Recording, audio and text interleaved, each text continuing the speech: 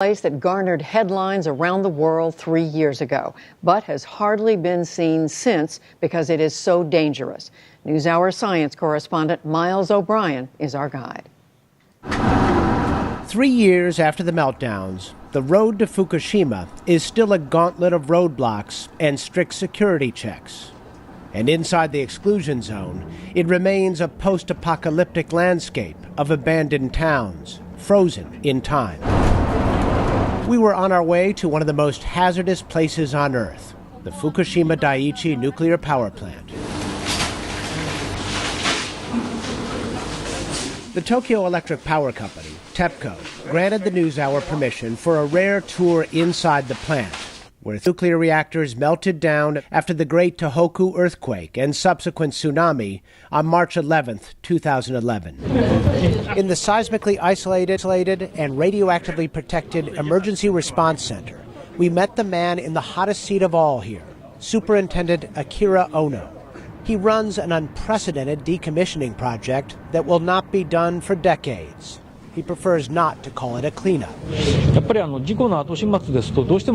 After all, if you're just cleaning up after an accident, he told me, there is a lack of quality, meaning speed is the only concern. I feel that isn't enough. We need to look ahead 30 to 40 years. To see it firsthand, we had to suit up.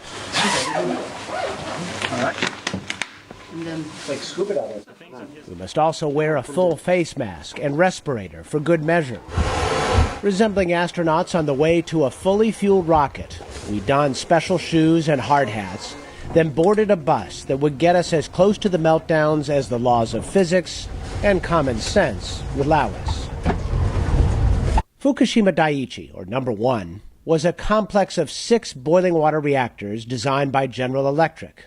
They were built on sloping terrain, sandwiched between a mountain ridge and the Pacific Ocean. The nuclear cores are between 600 and 800 feet from the harbor. 3 of those cores are now melted down, still steaming hot, their steel containment structures breached. Engineers believe some of the nuclear fuel has melted right through the steel containment vessels onto a concrete basement floor, where it is exposed to groundwater. As the groundwater passes through the plant, it gets mixed in with the contaminated water that is used to cool the melted down cores. The result is an awful lot of water that needs to be captured, or else it ends up in the ocean.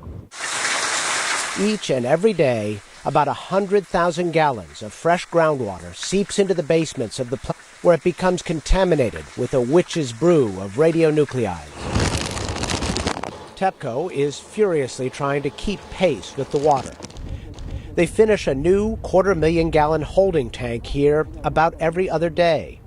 But the hastily built tanks have been leaking, prompting a switch to a welded design, buttressed by gutters, dikes, trenches, and water sealing. Regardless, no one disputes the plant is steadily leaking radiation-tainted water into the sea. When you go out to the open ocean, there is very little contamination found, says Superintendent Ono. Basically, the contamination is limited to the port.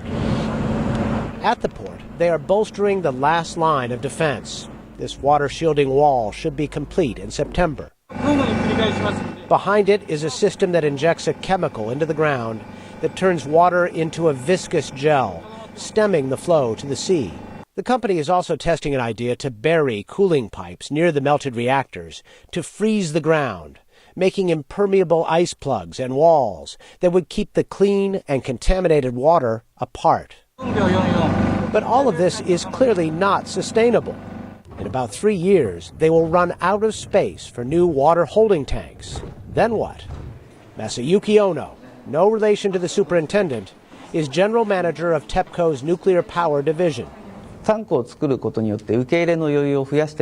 can't solve this problem by simply increasing the number of tanks, he told me. We need to solve the fundamental issue of underground water coming in. And TEPCO is also investing a lot in this sophisticated radiation water filtering technology. In trial runs, the Advanced Liquid Processing System, ALPS, has cleaned up 12.5 million gallons of water.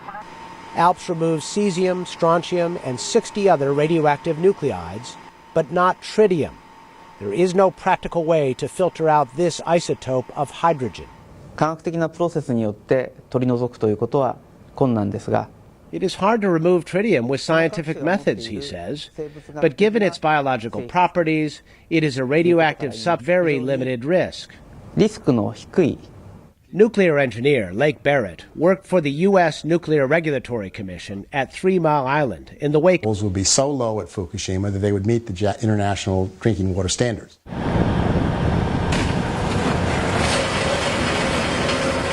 TEPCO has no authorization from the Japanese government, local residents, or fishermen to discharge any water at all, including what is leaking from the Fukushima Daiichi site. But a release of millions of gallons of water tainted with tritium into the ocean seems inevitable.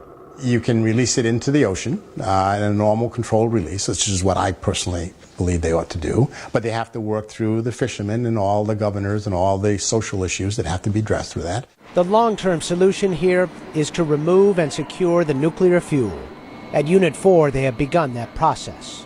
This reactor was shut down for maintenance when the tsunami hit, and so the fuel had been moved into this storage pool.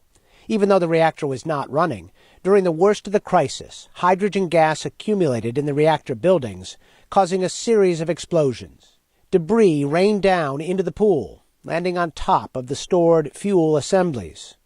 Workers have now carefully plucked away the pieces and have begun removing the 1,533 fuel assemblies stored here.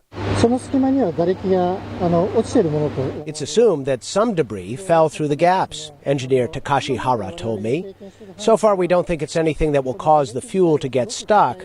However, it could be the case in the future, so we're proceeding very slowly. The fuel assemblies are transported in casks that will be stored in a more seismically secure, common storage. If all goes as planned, this process will be complete by the end of this year. But removing the melted fuel from Units 1, 2, and 3 is another matter entirely.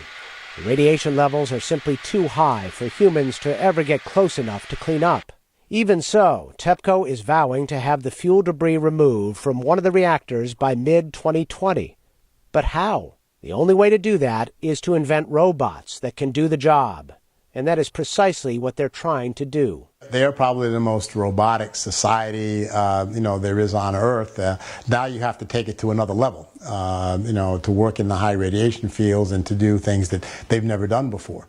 There are many things that will have to be done here that have never been done before in order to decommission this plant.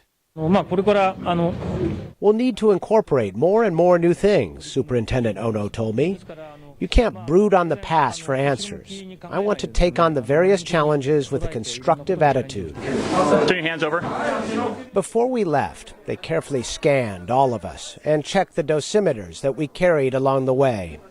During our 4.5-hour tour, we absorbed as much radiation as we would have in a single chest X-ray. It was dark when we rode the bus out of the exclusion zone. It was a quiet ride, as we all processed the magnitude of the mess. 3 years after the meltdowns, the crisis has not ended here. In some ways, it's still unfolding.